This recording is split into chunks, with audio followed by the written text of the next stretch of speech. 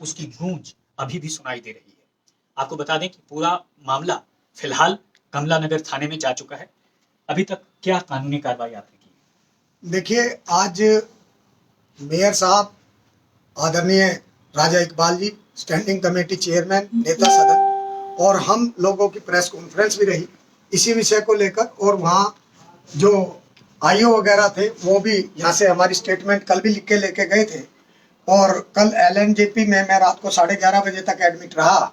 वहाँ पर एक्सरे वगैरह जो मेरी पासू में लगे या दूसरे और चीज़ें भी, वहाँ पर सिर्फ थप्पड़ नहीं, उसके साथ में लात घुसों की जो उनकी गुंडागर्दी थी, और जिस तरीके से आम आदमी पार्टी के विधायक ने मुझे एक ऐसे तरीके से मतलब प्रताड़ित किया कि जैसे कोई गुनाहगार हो।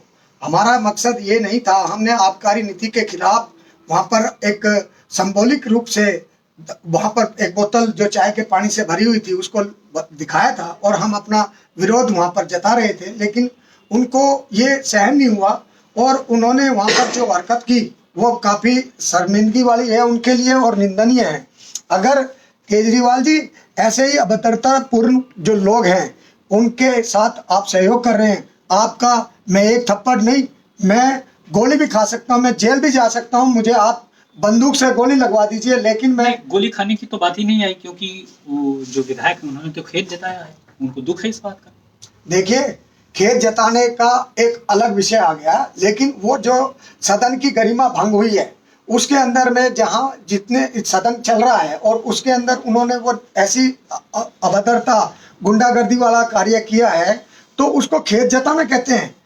केजरीवाल जी को कम से कम भी 10 बार थप्पड़ लगे होंगे आबकारी नीति पे। उसको यहाँ पर हम लोग गलत कोई कदम तो उठा नहीं रहे थे, हमारा कोई पर्सनल उनसे वो दुश्मनी नहीं थी। तो अगला क्या कदम होगा आप लोगों का? देखिए, हम लोग जो है कानून के दायरे में रह के, और हम ऐसी party BJP party Bharatiya Janata party के सिपाही हैं कि जो हम कानून का सम्मान करते हैं। FIR कराने के लिए हम लोग चारों अभी जा रहे हैं और आधे घंटे बाद कमला नगर मार्केट में जाएंगे, वहाँ पर थाने में जाके उनकी FIR कराएंगे। कल हमारी स्टेटमेंट हो चुकी है। उसके बाद में LG साहब के यहाँ पर हम लोगों ने टाइम ले रखा है, वहाँ पर एक ज्ञापन देंगे।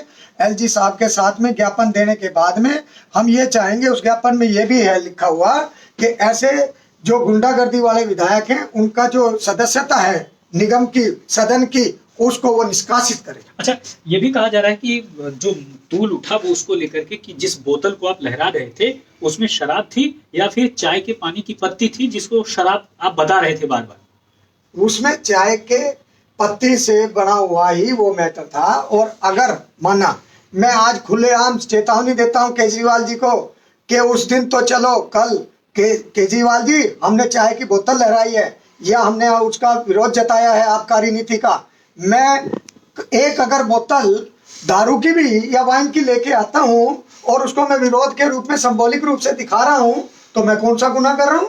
आपने तो सभी जगह पर पूरे 70 विधानसभाएं हैं, जितने वार्ड हैं 272 वार्ड हैं, सभी के अंदर गली गली में आपने ये कार्य शुरू कर दिया। यानी जो नई शराब नीति है, शराब नीति का विरोध बीजेपी पार्षद विजेंद्र गुप्ता और वाइस चेयरमैन उत्तरी दिल्ली नगर निगम रहे हैं, उन्होंने साफ तौर पर इसका विरोध किया।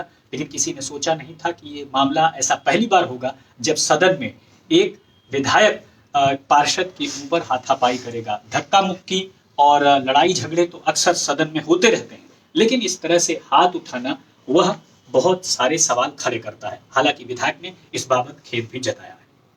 कैमरामैन अनूप प्रजापति के साथ राम किंकर सिंह, दिल्ली, आज तक।